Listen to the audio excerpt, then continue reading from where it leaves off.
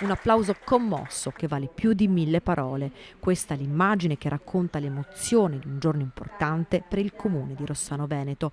Inaugurato questa mattina il nuovo centro sollievo, pronto a diventare punto di riferimento per le famiglie che assistono ogni giorno i propri cari.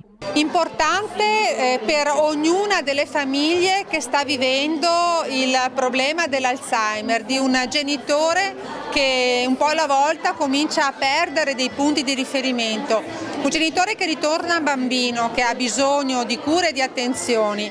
Ecco quindi che il centro sollievo, come dice la parola, solleva queste famiglie per alcune ore da un impegno importante, da uno stress continuo. Una situazione questa che tocca tantissime famiglie del territorio e che nel passato ha toccato da vicino anche il cuore della sindaca Morena Martini.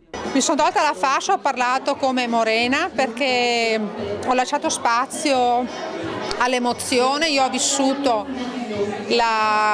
l'Alzheimer della mia nonna, che però è stata seguita sempre tutti i giorni dallo zio, da uno zio in particolare, e poi, anche se per un breve momento, una decadenza cognitiva della mia mamma. Sono tante le storie che raccontano il dolore e la difficoltà delle famiglie che si trovano sole ad affrontare l'ombra della malattia, ed è proprio lì che si inserisce il centro sollievo di Rossano Veneto, accanto a chi ha più bisogno, con l'auspicio di diventare anche punto di riferimento per l'intero territorio. Il nostro, come ha detto anche il presidente Bordignon dell'AMAD, è il 7° centro ed è importante comunque dare anche questa risposta a queste famiglie.